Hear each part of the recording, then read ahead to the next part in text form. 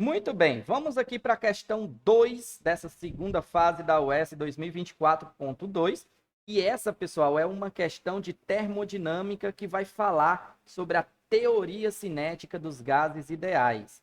Essa questão, ela fala o seguinte, presta bastante atenção aqui, ó. Vamos lá. Em um experimento de laboratório, é utilizado um recipiente fechado que contém um gás ideal a uma temperatura T. Esse recipiente tem um volume fixo V e contém N moléculas de gás, cada uma com massa mzinho. Sabendo que a pressão exercida pelo gás sobre as paredes do recipiente é P, e considerando a teoria cinética dos gases ideais, note o que é que a questão pede, ó. É correto afirmar que. Por que eu destaquei aqui de vermelho o que a questão está pedindo? Porque ela pede para marcar a alternativa correta. Só que nessa questão tem 3 alternativas corretas e apenas uma incorreta. É por isso que essa questão foi anulada pela banca. Isso mesmo, ela foi anulada porque, em vez dela solicitar a alternativa incorreta, que aí sim teria só uma, ela solicitou a alternativa correta, que tem 3. Mas mesmo sendo anulada, vale a pena a gente analisar essa questão e ver como que a UES cobra esse assunto de teoria cinética dos gases, como é que ela cobra esse assunto de termodinâmica. Então vamos analisar item por item e vamos aqui estudar esse assunto. Vamos lá. Aqui na alternativa A, ele pede o seguinte, ó. Ele diz o seguinte: a pressão P, vamos lá. A pressão P exercida pelo gás, ele fala que é diretamente proporcional à raiz quadrada da temperatura T e inversamente proporcional, ó, inversamente proporcional à raiz quadrada do número de moléculas N. Como é que a gente vai saber isso daqui? Bom, a gente vai ter que lembrar aqui da equação de Clapeyron, que é a equação geral dos gases. A equação de Clapeyron diz que a pressão, produto da pressão pelo volume do recipiente que contém o gás, é igual ao número de mols desse gás, Nzinho, vezes a constante universal dos gases perfeitos, vezes a temperatura desse gás. Note que essa equação aqui, ela está destacando o número de mols Nzinho. Não está aqui mostrando o número de moléculas, mas aí a gente pode lembrar o seguinte, ó. Pode lembrar que o número de mols de um gás é o número de moléculas que esse gás contém, dividido pela constante de Avogadro. Para quem não lembra aí, a constante de Avogadro, embora a gente não vá utilizar números aqui nessa questão, ela tem um valor de 6,02 vezes 10 elevado a 23, e ela é definida como sendo o número de moléculas por mol, certo? Moléculas por mol. Então, se a gente substituir aqui na equação de Clapeyron, a gente pode reescrever essa equação como sendo o produto da pressão pelo volume do recipiente que contém o gás, igual ao número total de moléculas pela constante de Avogadro, vezes a constante universal, vezes a temperatura desse gás. Beleza? Vamos analisar então, ó. Perceba o seguinte: a pressão é diretamente proporcional, ó, à temperatura. Quanto maior for a temperatura, maior será a pressão desse gás. Beleza, o item A falou isso. Pressão exercida pelo gás é diretamente proporcional, só que ele fala, note, ele fala, o que é que está errado aqui no item A? Ele fala que é diretamente proporcional à raiz quadrada. Não, é diretamente proporcional à temperatura, sem raiz, tá? E ele fala que é inversamente proporcional à raiz quadrada do número de moléculas. Na verdade, é diretamente proporcional ao número de moléculas. Quanto maior o número de moléculas aqui do gás, maior será a pressão desse gás. Então, essa alternativa A, ela está falsa. Ela está falsa. Mas, pela mesma equação de Clapeyron, a gente consegue validar aqui a alternativa C, ó, que diz que a pressão P, ó, note, a pressão P exercida pelo gás é diretamente proporcional ao número de moléculas N. Isso é verdadeiro, ó, voltando lá. Quanto maior o número de moléculas N, maior vai ser a pressão. Muito bem. E diz também a temperatura T é diretamente proporcional à temperatura T. Nós vimos isso. Quanto maior a temperatura, maior vai ser também a pressão.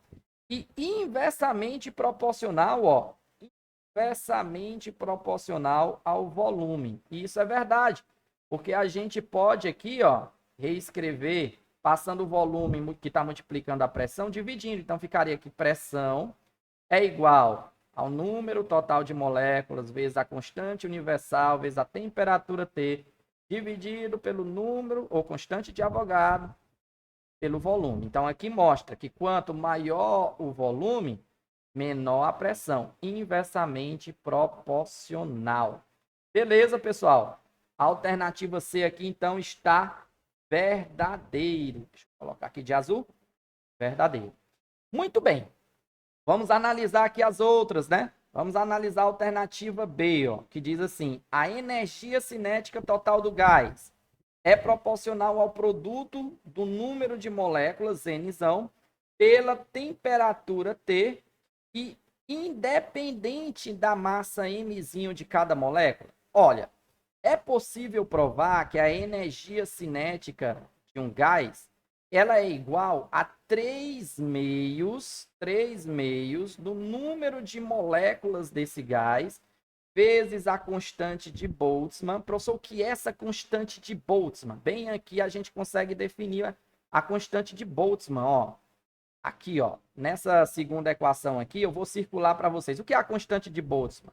É uma constante que é a constante universal dos gases dividido pela constante de Avogadro, que nós também podemos substituir pela constante de Boltzmann. É um número constante, não muda.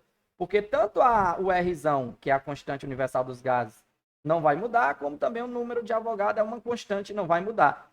Então, constante de Boltzmann. Então, a gente pode substituir, ó, PV igual a N vezes a constante de Boltzmann vezes a temperatura. Então, aqui, ó, vezes a temperatura. O que é que essa formulazinha aqui indica para a gente? Ela indica o seguinte, que a energia cinética, ó, energia cinética é diretamente proporcional à temperatura. Quanto maior a temperatura, maior a energia cinética. Também é diretamente proporcional ao número de moléculas. Quanto maior o número de moléculas, maior a energia cinética. É isso que está dizendo aqui na alternativa B. Então, a alternativa B é verdadeira. A energia cinética total do gás é proporcional ao produto do número de moléculas N pela temperatura T e independente da massa. Se você observar, não tem massa aqui na fórmula da energia cinética. Então, é independente da massa. Então, verdadeiro também, alternativa B. E agora vamos para a última alternativa, que é até um pouco mais complexa, alternativa D. Ele fala, pessoal, da velocidade média das partículas desse gás. Velocidade média dessas partículas do gás é proporcional à raiz quadrada da temperatura T e inversamente proporcional à raiz quadrada da massa de cada molécula.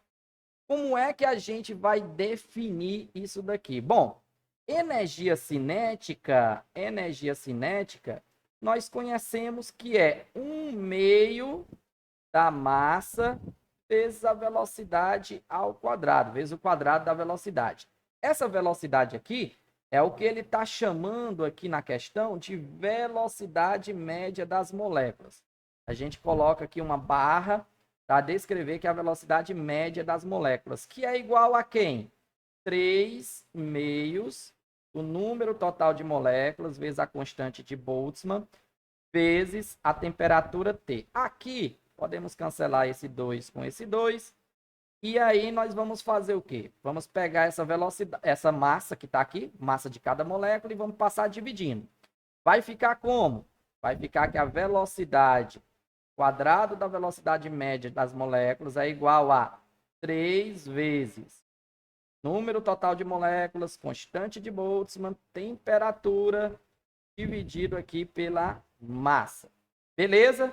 E observe, vamos tirar a raiz quadrada. Ó. O quadrado aqui vai passar como raiz. Então, a velocidade média das moléculas será igual a raiz quadrada de 3 vezes o número total de moléculas, constante de Boltzmann, temperatura, tudo dividido pela massa. Observa como é verdadeiro o item D.